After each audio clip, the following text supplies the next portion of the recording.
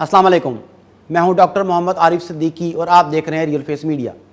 नाजरीन, अफगान तालिबान का वफद मुल्ला अब्दुल गनी की क़यादत में मुज़ाकरात के लिए पाकिस्तान पहुंचा था। जी हां, वही मुल्ला अब्दुल गनी जिसे दहशतगर्द कहकर अमरीका के हवाले किया गया, जिसे अमरीका ने दुनिया के बदनाम ज़माना अकूबत खाने ग्वांतानामो बे में पाबंद सलासल किया। वही तालिबान जिन पर पूरी दुनिया की ज़मीन तंग कर दी गई।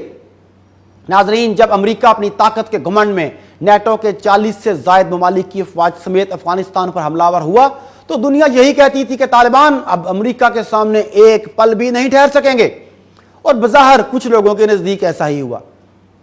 लेकिन दर हकीकत तालिबान ने अपनी हुकूमत की कुर्बानी देकर एक मंजिल का तयन किया और फिर इस मंजिल के हसूल के लिए मुश्किलात के पहाड़ अबूर करने से भी दरेक न किया।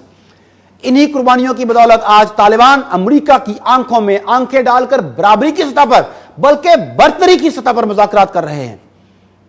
इसी तरह अमरीका और रूस एक दूसरे के हरीफ होने के बावजूद तालिबान को अपना मुश्तरका दुश्मन समझते थे, मगर आज रूस भी तालिबान से मरासम कायम करने का ख्वाहां है।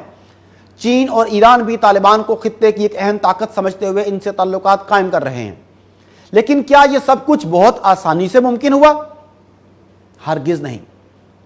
इसके पीछे लाशों के अंबार, उजड़ते सुहाग, कटती जवानियां, एक से जायद नस्ल की कुर्बानियां, वीरान और खंडर बनते शहर और 20 साला जिद्दोजहद आज़ादी शामिल हैं।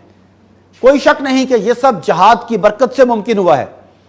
एक तरफ पूरी दुनिया की ताकत और टेक्नोलॉजी, जबकि दूसरी तरफ सिर्फ और सिर्फ जहाद फी सबिलिल्लाह और अल्लाह पर भरोसे की ताकत। तालिबान के सामने बदर की मिसाल थी, कैसे 313 बेसरो सामानी की आलम में अपने से 3 गुना बड़ी ताकत से टकरा गए। इनके सामने ओहद के जख्मी और शोहदा भी थे।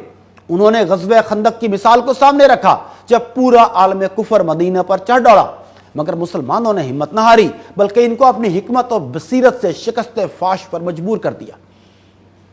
नाजरीन, कल जो तज्जियाकार, दानिश्वर और सियासतदान तालिबान को जाहिल, गंवार और उजड़ कह रहे थे, आज वही इनकी फहमो फरासत और बसीरत के गुण गा रहे हैं।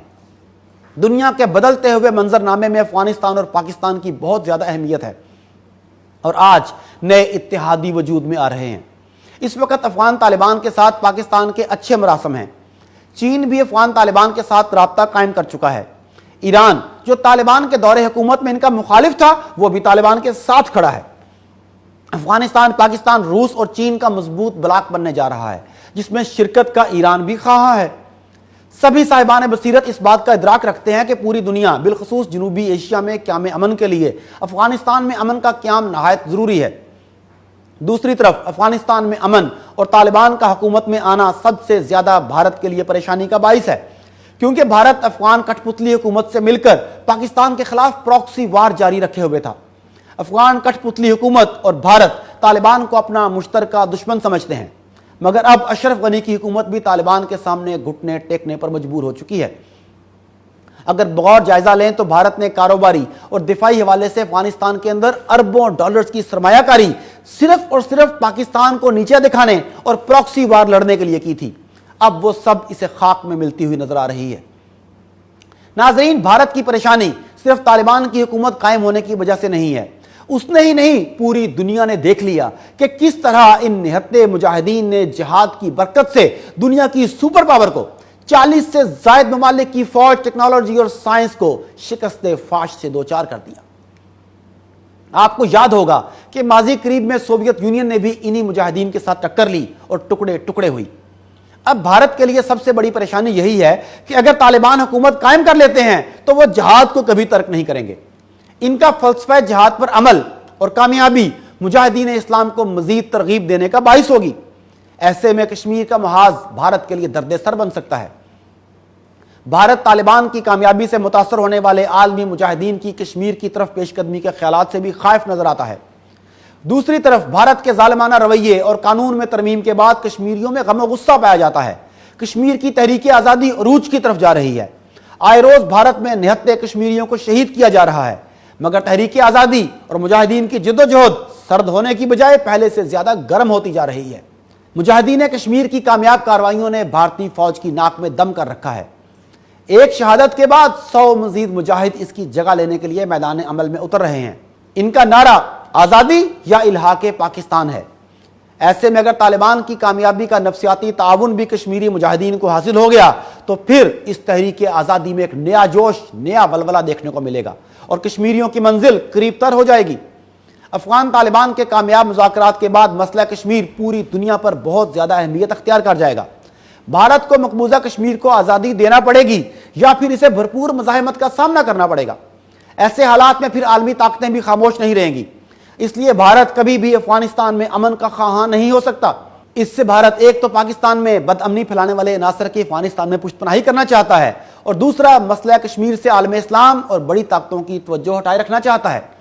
دوسری طرف کشمیر میں اس وقت جو مثبت چیز دیکھنے میں آئی وہ یہ ہے کہ انہوں نے افغان طالبان کی طرح اپنی تحریک آزادی اپنے ہاتھوں میں لے لی ہے۔ مجاہدین ہر محاذ پر بھارت کا مقابلہ کرنے لگ گئے ہیں۔